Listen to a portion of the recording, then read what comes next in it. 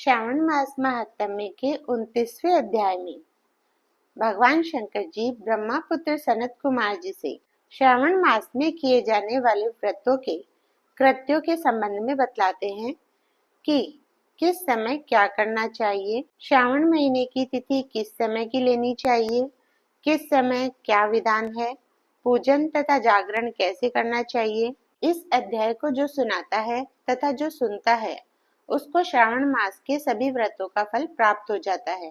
धारण तथा पारण व्रत में पारण के दिन यदि एकादशी हो तो 3 उपवास करने चाहिए।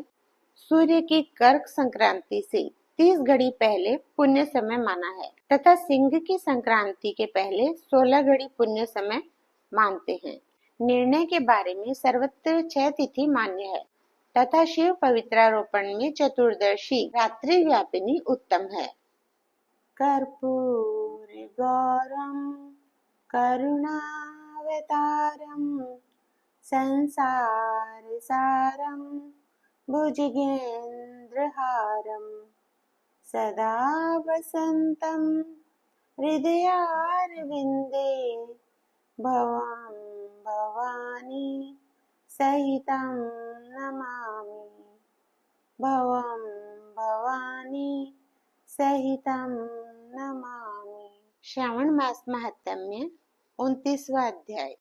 श्रावण मास में किए जाने वाले व्रतों के कृत्य। भगवान शंकर जी ब्रह्मापुत्र सनत कुमार से बोले, हे पुत्र, अब मैं तुम्हें श्रावण मास में किए जाने वाले व्रतों के कृत्यों के संबंध में बतलाऊंगा कि किस समय क्या करना चाहिए। हे महामुनि, उसे सुने। श्रावण महीने की तिथि किस समय की लेनी चाहिए, किस समय क्या विधान है, पूजन तथा जागरण कैसे करना चाहिए। नक्त व्रत का उषा काल उस व्रत कर्म में कहा है। रात में भोजन तथा भोजनाभाव दिन में कहा है।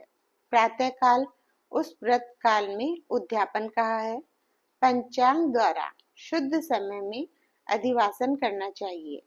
दूसरे दिन विधि पूर्वक होम करना चाहिए। धारण तथा पारणा में हासवद्दि नहीं होती। श्रावण शुक्ल प्रतिपदा के दिन संकल्प करके उपवास करें। दूसरे दिन हविष्यान पारण में स्वीकार करना चाहिए। पारण का दिन एकादशी में हो तो 3 उपवास करने चाहिए। रविवार व्रतार्चन काल प्रातः काल ही है। सोमवार में सायंकाल का समय प्रधान कहा गया है।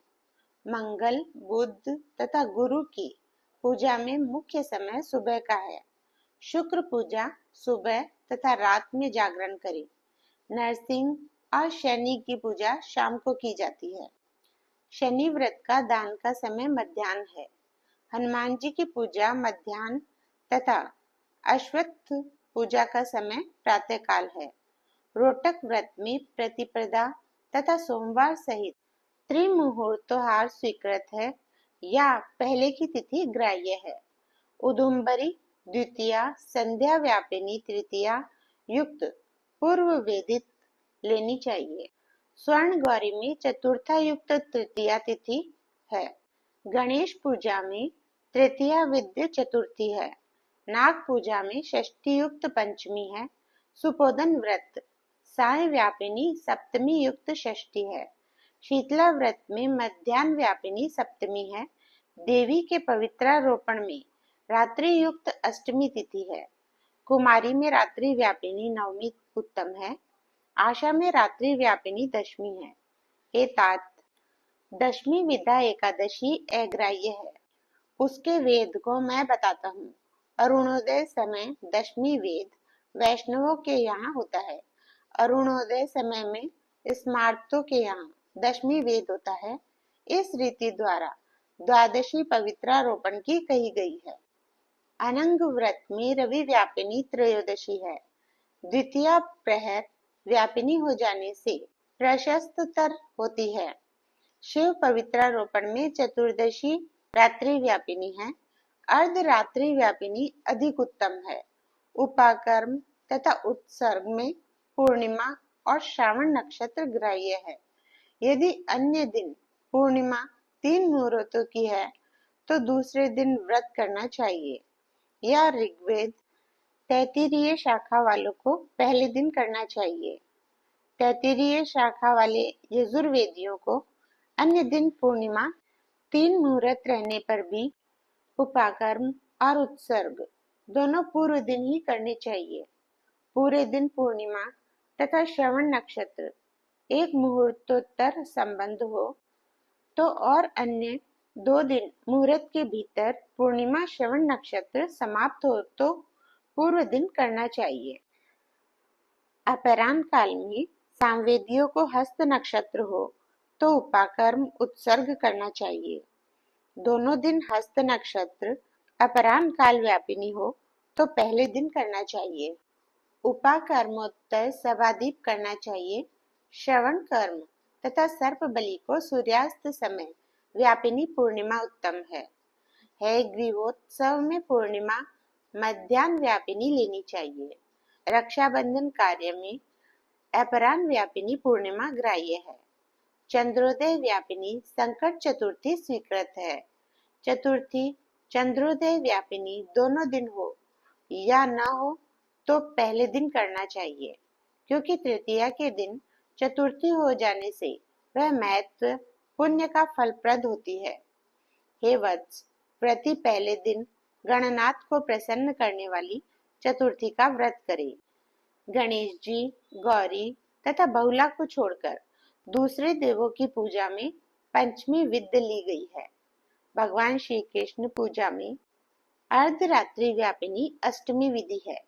निर्णय के बारे में सर्वत्र 6 तिथि मान्य है। एक तो दोनों दिन पूर्ण व्याप्ति, या नंबर 2 दोनों दिन केवल अव्याप्ति, नंबर 3 दोनों दिन अंश द्वारा समव्याप्ति, नंबर 4 दोनों दिन अंश द्वारा विषम व्याप्ति तथा अन्य दिन अंश द्वारा अव्याप्ति, पूर्व दिन अंश से व्याप्ति। अन्य अव्याप्ति 6 पक्षों में से 3 पक्षों में संदेह नहीं है। अब उसे सुनो।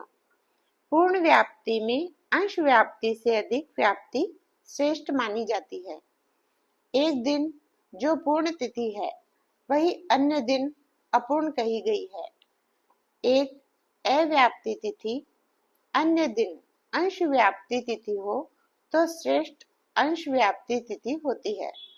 अंश व्याप्ति जब हो तथा वह सम हो तो वहां संशय हो जाता है, तो भेद वाक्य निर्णय करना चाहिए। युग्म वाक्यों से कहीं कहीं वार, नक्षत्र, योग बल से कहीं प्रधान 2 योग में, कहीं पुराण योग से, जन्माष्टमी व्रत में संदेह हो यानी इन पक्षों में परा हो तो प्रातः काल में पारण करना चाहिए। यदि 3 पहर अष्टमी समाप्त हो या बाद तक रहती हो तो सुबह में पारण करना चाहिए। पिठोरा व्रत में मध्याह्न व्यापिनी अमा शुभ है। वृषभ अर्चन में सायकाल व्यापिनी अमावस्या ली गई है। ध्रुवों के संचय में संभव समय है। सूर्य की कर्क संक्रांति से 3 घड़ी पहले पुण्य समय माना है। सिंह संक्रांति में 16 घड़ी पहले तथा 16 घड़ी बाद में पुण्य समय आ जाता है। कुछ ऋषिगण सिंह की संक्रांति के पहले 16 घड़ी पुण्य समय मानते हैं।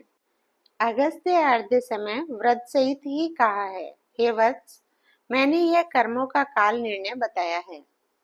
इस अध्याय को जो सुनाता है तथा जो सुनता है उसको श्रावण मास के सभी व्रतों का फल प्राप्त हो जाता है। श्री शिवाय नमस्तुभ्यम। श्री शिवाय नमस्तुभ्यम।